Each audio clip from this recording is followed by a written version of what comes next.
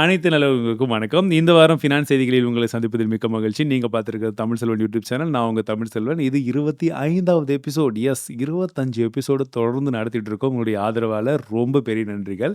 சரி, இன்னைக்கு அதாவது இந்த வீக் ஃபுல்லா மார்க்கெட் என்ன நிலவரத்தில இருந்ததுன்னு ஃபர்ஸ்ட்டு பார்த்துடலாம். நிஃப்டி 1.6% வந்து ஏறி இருக்கு பாசிட்டிவ் நோட்ல.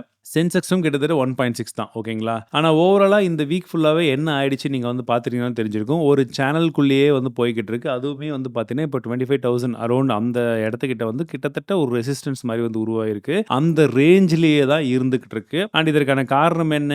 ஏன்? எதனாலன்றத பத்தி நம்ம போக போக வந்து டிஸ்கஸ் பண்ணுவோம். சரி, இது வந்து வெறும் நிஃப்டி 50 மட்டும் தானா? மத்ததுன்னு பார்க்கும்போது நீங்க மிட் கேப் அண்ட் ஸ்மால் கேப்ப பொறுத்தவரைக்கும் வந்து பார்த்தீங்கன்னா, நிஃப்டி எந்த அளவுக்கு இறங்குச்சோ ஓரளவுக்கு வந்து கன்சாலிடேட் ஆயிட்டு திரும்ப போய் அதே சேனல்ல வந்து லாக் ஆயிருக்கு. பட் இதுவே நீங்க மிட் கேப்போ, ஸ்மால் கேப்போ வந்து பார்த்தீங்கன்னா, இந்த ஈரான் மற்றும் இஸ்ரேலுக்கான இந்த வார் நிலவரம் வந்ததுக்கு அப்புறமா சரி நல்லாவே அடிச்சிருந்தது. பட் திரும்பவும் அதே அளவுக்கு ஏறி இருக்கான்னு கேட்டீங்கன்னா, அதான் கிடையாது. மிட் கேப் ஆச்சு லாஸ்ட் ட்ரேடிங் டேல ஓரளவுக்கு வந்து ஏறி இருக்கு. ஸ்மால் கேப்லாம் வந்து பார்த்தீங்கன்னா, அந்த அளவுக்கு ரிகவரி இன்னுமே வந்து ஆகல. எஃப்ஐஎஸ் மற்றும் டிஏஎஸ் உடைய டேட்டான்னு பார்க்கும்போது, எஃப்ஐஎஸ் வித்துட்டு இருந்தவங்க கொஞ்சமா வாங்க ஆரம்பிச்சாங்க. கடைசி நாள்ல நல்லாவே வாங்கியிருக்காங்க. டிஏஎஸ் வாங்கிட்டு இருந்தவங்க கடைசி நாள்ல கொஞ்சமா விற்க ஆரம்பிச்சிருக்காங்க. ஸோ மந்த்லி நெட்டுன்னு எடுத்து பார்க்கும்போது எஃப்ஐஐஸ்து வெறும் 4,000 கோடி கூட இன்னும் வரல. டிஏஎஸ் ஆல்மோஸ்ட் வந்து பார்த்தீங்கன்னா, நெட் பையிங்ல தான் இருக்காங்க. சரி, அப்ப இந்த மந்த் ஃபுல்லாவே எந்த மாரிப்பா இருந்துச்சு? எஃப்ஐஐஸ் உடைய இன்ஃப்ளோ அண்ட் அவுட்ஃப்ளோன்னு சொல்லி பார்க்கும்போது, உங்களுக்கு கிளியரா ஒரு டேட்டா வந்து விசிபிள் ஆகுது. ஜூன பொறுத்தவரைக்கும் எஃப்எம்சிஜி, பவர் அண்ட் கன்சியூமர் டியூரபிள்ஸ்லேருந்து அவுட்ஃப்ளோ ஆயிருக்கு. பணத்த வந்து வெளிய எடுத்திருக்காங்க. அப்ப எதுல போட்டிருக்காங்கன்னா, ஃபினான்ஷியல் சர்வீசஸ், கெமிக்கல். ஃபினான்ஷியல் சர்வீஸ்ல தான் அதிகமா போட்டிருக்காங்க. Chemical, oil and gas, capital கூட்ஸ்ல வந்து கொஞ்சம் கம்மியா தான் வந்து இருந்திருக்கு. ஓகேங்களா? அண்ட் இந்த வீக் ஃபுல்லாவே எந்தெந்த இண்டெக்ஸ் வந்து அதிகமா ஏறிச்சு, இறங்குச்சுன்னு பார்க்கும்போது, India consumption, infrastructure, private banks, Nifty 50 இதெல்லாமே வந்து ஓரளவுக்கு நல்லாவே ஏறி இருக்கு. இறங்கி இருக்கிறதுன்னு பார்க்கும்போது media, pharma, PSU and last 1 மந்த்லயுமே ரியாலிட்டி அண்ட் ஐடி ஓரளவுக்கு வந்து ஏறி இருக்கு. லாஸ்ட் 3 மந்த்ஸ் அண்ட் 1 இயர் டேட்டாவை பாருங்க. உங்களுக்கு ஓரளவுக்கான ஐடியா வந்து கிடைக்கும். அண்ட் கோல்டு பொறுத்த வரைக்கும் கிட்டத்தட்ட ஃபிளாட் தான் நினைக்கிறேன். லாஸ்ட் ஃபிளாட் தான் ஆக்சுவலி. ஓகேங்களா? ஏறி இருந்தது கூட கொஞ்சமா இப்போ வந்து இறங்கி இருக்கு. ஏன்னா இன்னுமே வந்து டைரக்ஷன் தெரியல. இதற்கான காரணங்களும் என்ன ஏதுன்றத பத்தி இப்போ நம்ம நியூஸ்குள்ள டிஸ்கஸ் பண்ணும்போது உங்களுக்கு ஒரு கிளியர் கட்டான ஐடியா வந்து கிடைச்சிடும். சில்வருமே ₹1 வந்து இறங்கி இருக்கு. பெரிய மாற்றம் வந்து கிடையாது. முதல் நியூஸே மெயினான நியூஸ் வந்து பார்த்துடலாம். இஸ்ரேல் கிட்ட அண்ட் ஈரானுக்கும் நடக்கக்கூடிய அந்த பிரச்சனை தான். ஸோ இது வந்து பார்த்தீங்கன்னா, உங்களுக்கு எந்தெந்த விதத்துலலாம் பாதிப்பு ஏற்படுத்தும் அப்படின்னா, ஒரு சைடில் க்ரூட் ஆயில் பிரைஸில் ரிஃப்ளெக்ஷன்ஸ் வந்து நல்லாவே தெரியுது. இன்னொரு சைடில் வந்து பார்த்தீங்கன்னா, கோல்டு அண்ட் சில்வர் அதுலேயுமே வந்து ஓரளவுக்கு வந்து டிஃப்ரென்ஸ் இருக்குது. இஸ்ரேல், ஈரான் போரை பற்றி பேசும்போது நம்ம ட்ரம்ப் தலைவரை பற்றி பேசாமல் இருக்க முடியுமா? அதுவும் 1 இல்லை 2 இல்லை, அடேங்கப்பா நியூஸ் ஃபுல்லாகவே அவர் தான் இருக்கிறாருன்னு நினைக்கிறேன். என்னடான்னு பார்த்தீங்கன்னா, இஸ்ரேலும் ஈரானும் ஒரு டீலை வந்து பண்ணணும்ப்பா. எப்படி வந்து நான் இந்தியா பாகிஸ்தானுக்கு மத்தியில் ஒரு டீலை பேசி அந்த போரை நிறுத்தணும், அந்த மாதிரி நீங்களும் டீலை சைன் பண்ணிடுங்க. அதாவது கிடைக்கிற கேப்லலாம் எடுத்துடுறே சிவாஜின்ற மாதிரி ட்ரம்ப் எங்கெங்கெல்லாம் சான்ஸ் கிடைக்குதோ அங்கெல்லாம் இந்தியாவுக்கும் பாகிஸ்தானுக்கும் போர் நான் தான் நிறுத்தினேன் அப்படின்னு சொல்லி தொடர்ந்து சொல்லிக்கிட்டே இருக்கிறாரு. இது ஒரு சைட்லையா? சரி, இல்லாட்டி என்ன பண்ணுறாரு, ஈரானுக்கு வந்து வார்னிங் வந்து கொடுக்குறாரு. ஏப்பா நீ என்ன இப்படி பண்ணுற? இந்த டீல் இந்நேரம் நீ சைன் பண்ணியிருக்கணும். நான் உங்ககிட்ட சைன் பண்ண சொல்லியிருந்தேன். எவ்வளோ மனுஷ உயிரெல்லாம் வந்து போயிருக்குது. ஸோ உங்ககிட்ட வந்து நியூக்ளியர் வெப்பன் இருக்கிறதுக்கான இது கிடையாது. ஸோ நீங்கள் இமீடியட்டாக வந்து இதை நிறுத்தணும். இல்லாட்டி வந்து எல்லாருமே வந்து அந்த ஈரானுடைய கேபிட்டல் தெஹ்ரான் இருக்கு இல்லைங்களா, அதை வந்து எவாக்குவேட் பண்ணிக்கோங்கன்றது போல் இவர் ஒரு ட்வீட்டை போட்டார். இதை பார்த்த உடனே அமெரிக்க அதிபரே ட்வீட்டை போட்டாரப்பா, என்னப்பா பண்ணுறதுன்னு சொல்லிட்டு மற்ற உலக நாடுகள் அவங்களுடைய ஸ்டூடெண்ட்ஸ், அவங்களுடைய சிட்டிசன்ஸ் எல்லாம் எங்கே வந்து ஈரானில் இருக்காங்களோ எல்லாருமே வந்து எவாக்குவேட் பண்ண சொல்லிட்டாங்க. அண்ட் இந்தியாவை சேர்ந்த சிட்டிசன்ஸும் யாரெல்லாம் வந்து ஈரானில் இருக்காங்களோ அவங்கலாம் வந்து பார்த்தீங்கன்னா அசர்பைஜான் பார்டரில் கொண்டு வந்து அங்கேருந்து வந்து எவாக்குவேட் பண்ண ஆரம்பிச்சிட்டாங்க. அண்ட் ஒரு சில இடத்துல வந்து பார்த்தீங்கன்னா ஏர் ஸ்பேஸும் கொஞ்சம் ஓப்பன் பண்ணி விட்டுட்டு சேஃபாக வந்து மக்கள் வெளியேறதுக்கு தகுந்த மாதிரி வந்து செய்துட்டாங்கன்றது போல சொல்லிட்டு இருக்காங்க. ஒவ்வொரு நாடுகளும் இந்த ஸ்டெப்ஸை எடுத்துக்கிட்டு இருக்காங்க. அண்டு இந்தியாவுடைய எம்பசியும் வந்து அங்கே இருக்கக்கூடியவங்க கான்டாக்ட் நம்பர்ஸ், எமர்ஜென்சி, இது என்ன இதெல்லாம் வந்து கொடுத்துட்டு இருந்தாங்க. சரி, இதெல்லாம் பண்ணிட்டு இருக்கிறதுக்கான காரணம் என்னன்னு பார்த்தீங்கன்னா, திரும்பவும் ட்ரம்ப் என்ன சொல்லிட்டாரு, என்னதான் ஈரான் கிட்ட வந்து ஸ்கையை வந்து ஆக்குபை பண்ணுற அளவுக்கு ஒரு நல்ல ட்ராக்கர்ஸு, நல்ல டிஃபென்ஸ் சிஸ்டம்லாம் இருந்தாலுமே அமெரிக்காவுடைய ப்ராடக்ட்ஸ் அளவுக்கு அதெல்லாம் வந்து அந்த அளவுக்கு கிடையாது. நாங்கள் தான் அதை பெஸ்ட்டாக பண்ணுறோன்றது போல் அது ஒன்று சொல்லிட்டார். ஓகேவா?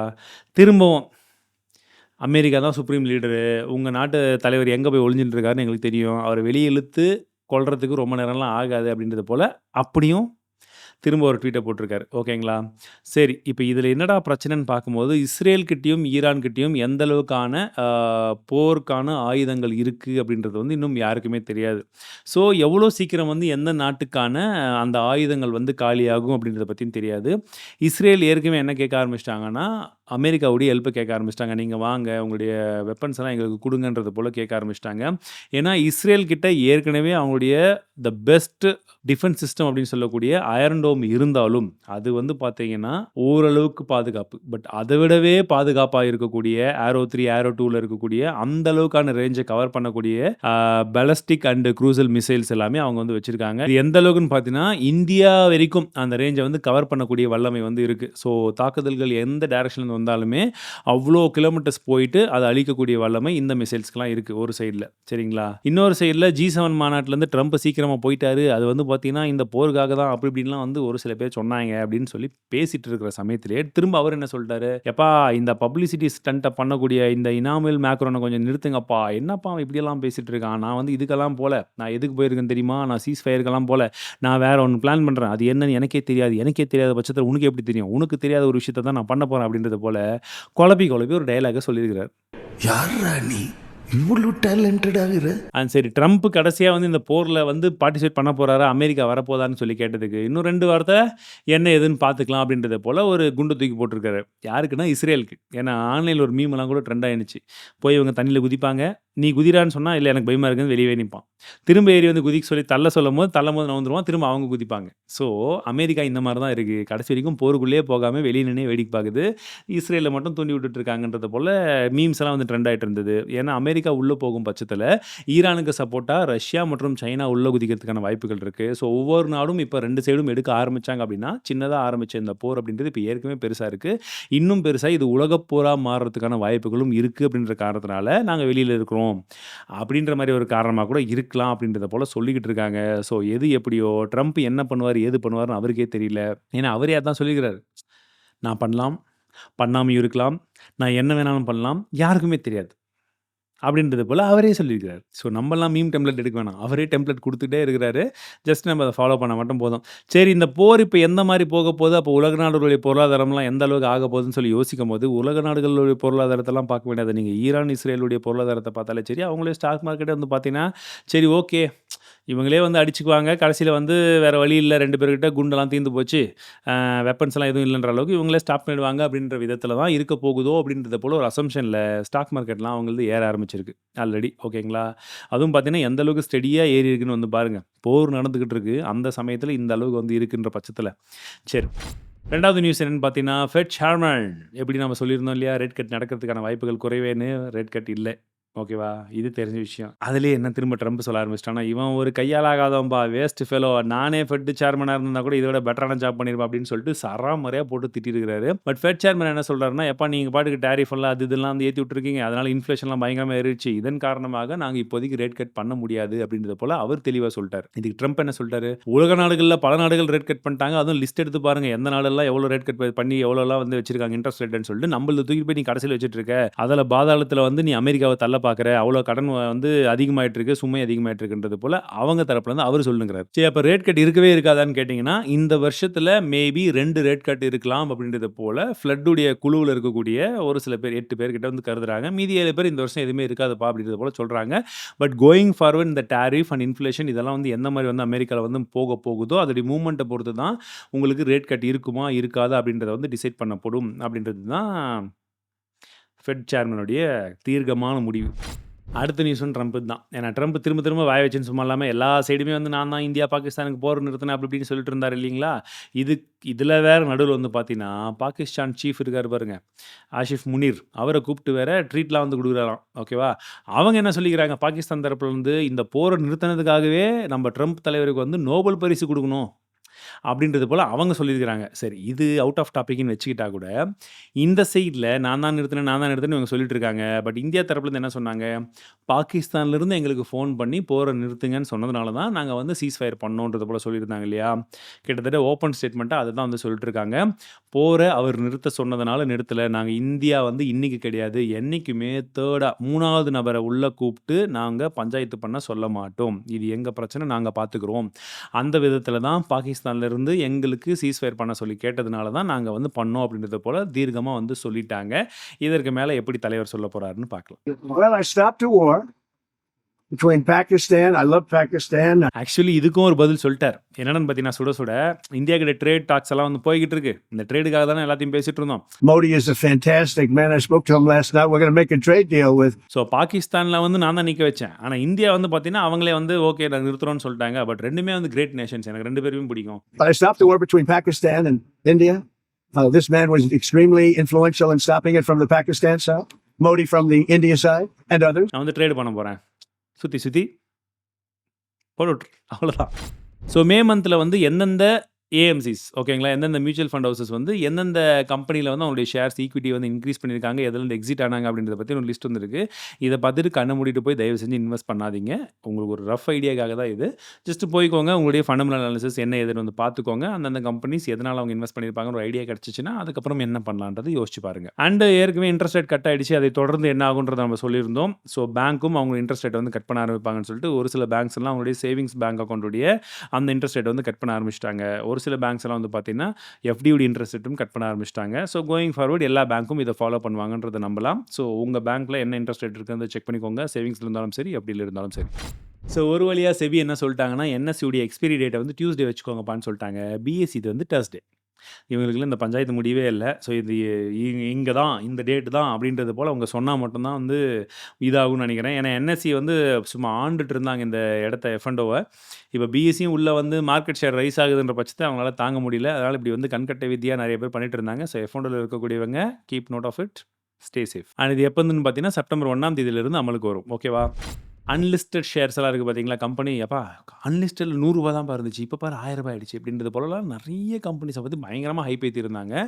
அந்த மாதிரி ஒரு கம்பெனியில் ஹெச்டிபி ஃபினான்ஷியல் சர்வீஸ் ஓகேங்களா, அவங்களும் இருந்தாங்க. இதில் என்னடா பிரச்சனைன்னு பார்த்தீங்கன்னா, இப்போ ஐபிஓக்கு வரப்போகிறாங்க. ஆஃபர் டேட் வந்து 25ஆம் தேதியிலேருந்து 27ஆம் தேதி வரைக்கும் இருக்க போது.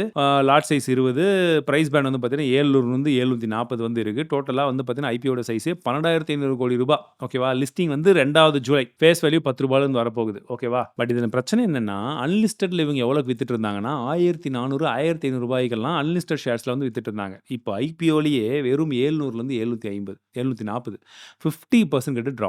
யோசிச்சு பாருங்க. ஸோ இதனால தான் ஒருவேளை ஐபிஎல்ல கிடைக்காதோ இல்லை முன்கூட்டியே போய் வாங்கினா லாபம் வந்துருமோன்றதை நினச்சி கண்ணை மூடிட்டு அன்லிஸ்டட் ஷேர்ஸை வாங்க வேண்டாம். அன்லிஸ்டட் ஷேர்ஸில் உங்களுக்கு என்ன எது நாலேஜ் இருந்ததுன்னா மட்டும் செக் பண்ணி பாருங்கள். ஏன்னா நிறைய கம்பெனிஸ் இப்போ அன்லிஸ்டடாக அந்த மாதிரி தான் ப்ரொமோட் பண்ண ஆரம்பிச்சிருந்தாங்க. எனக்கு கூட நிறைய வந்தது, பட் நான் எதுவுமே பண்ணல. பட் ஒரு சில இடத்துல நீங்கள் பார்த்து அந்த மாதிரி இன்வெஸ்ட் பண்ணியிருந்தீங்கன்னா மேபி லாஸ் ஆகிறதுக்கான வாய்ப்புகள் இருக்குது. So be careful and stay safe. அடுத்ததாக ஸ்விஸ் பேங்க்கில் இன்னுமே வந்து பார்த்திங்கன்னா இந்தியர்களுடைய பணம் அதிகமாக தான் அங்கே வந்து குவிய ஆரம்பிச்சிருக்குன்றது போல் ஒரு டேட்டா வந்திருக்கு. அதில் குறிப்பாக இண்டிவிஜுவல் அக்கௌண்ட்ஸ் நம்மள மாதிரி காமன் பீப்புளெலாம் கிடையாது, தனிநபர்களாக எவ்வளோ பணத்தை சேர்த்துருக்காங்கன்னு பார்த்தீங்கன்னா முன்ன இருந்தது கம்பேர் பண்ணும் இப்போ 11% வரைக்கும் இன்க்ரீஸ் ஆயிருக்கு. விச் இஸ் அரௌண்ட் 3675 கோடி ரூபாய் இன்க்ரீஸ் ஆயிருக்கு. ஓகேங்களா? பட் ஓவராலாக வந்து பார்த்தீங்கன்னா அந்த bank channels and other financial entities இவங்களுடைய பணம் வந்து நல்லாவே அதிகமாக இருக்குது. கிட்டத்தட்ட 37,000 கோடி ரூபாய் வரைக்குமே இன்வெஸ்ட்மெண்ட், அதாவது வந்து அங்கே போய் அதிகமாக வந்து பணத்தை வந்து போட்டிருக்காங்க அப்படின்றத போல் ஒரு தகவல் வந்து வந்திருக்கு. இது கிட்டத்தட்ட 3 மடங்கு அதிகமாக இருக்கு 2024. யோசிச்சு பாருங்க. அப்போ இதுக்கு முன்னாடி எவ்வளோ கம்மியாக இருந்துச்சு, இப்போ எந்த அளவுக்கு எடுத்துகிட்டு போய் அங்கே வச்சுருக்காங்கன்னு சொல்லிட்டு. கர்நாடகா கவர்மெண்ட் வந்து கோவா கவர்மெண்ட் 2 பேருமே என்ன பண்ணிட்டாங்க, இப்போது ஒன்று கர்நாடகாவில் பைக் டேக்ஸ் எல்லாம் இருக்கக்கூடாது, பேன் பண்ணுன்னு சொல்லியிருந்தாங்க. கோவாவில் வந்து பார்த்திங்கன்னா டாக்ஸியே இருக்கக்கூடாது, எல்லாத்தையும் பேன் பண்ண அப்படின்ட்டாங்க. ஓகேங்களா? ஸோ மக்களுக்காக கொண்டு வர வேண்டிய விஷயத்த ஒரு சில குரூப்ஸ் கேட்குறாங்கன்றதுக்காக மட்டுமே இந்த மாதிரி கவர்மெண்ட்ஸ் வந்து பண்ணிக்கிட்டு இருக்காங்க. இதுக்கு பதிலாக அவங்க என்ன பண்ண ஆரம்பிச்சிட்டாங்கன்னு பார்த்தீங்கன்னா, கர்நாடகாவில் பைக் டாக்ஸின்னு இருந்தால் தானே பிரச்சனை, நாங்கள் பைக் பார்சல்னு கொடுக்குறோம். பார்சல் ஏறானா இப்போ நான் ஒரு பார்சல் என்னை வந்து கூட்டிகிட்டு போய் என்னை அங்கே ட்ராப் பண்ணியிருப்பான்னு சொல்லி இவங்க பார்சலாக அதிலே லூப் ஹோல் எப்படி இருக்கோ அந்த மாதிரி வந்து வளைச்சி இவங்க போய்கிட்டு இருக்காங்க. ஸோ உங்களுடைய கருத்துக்கள் என்னன்றதை சொல்லுங்கள். ஏன்னா இப்போ மக்களை நோக்கி வரக்கூடிய ஒரு சில சேவைகள் அப்படின்றது வந்து இருக்கணுமா, இல்லை எல்லா சைடுமே ஈக்குவலாக நம்ம பேலன்ஸ் பண்ணணுமா? ஏன்னா ஒரு சைட்லேருந்து பார்த்தீங்கன்னா எஸ் அவங்களுடைய பிஸ்னஸ் ரொம்ப அடி வாங்குது, பட் இன்னொரு சைட்லேருந்து வந்து பார்த்தீங்கன்னா இது எல்லாத்தையுமே பேலன்ஸ் பண்ணுவோம் இல்லையா? இப்போ எப்படி வந்து டாக்ஸி வர்றதுக்கு முன்னாடி ஆட்டோ மட்டும் தான் இருந்துச்சு, அப்போ இவங்க ஓலா ஊபர் வந்தாங்க, இப்போ அது வரும்போது இது பிரச்சனை.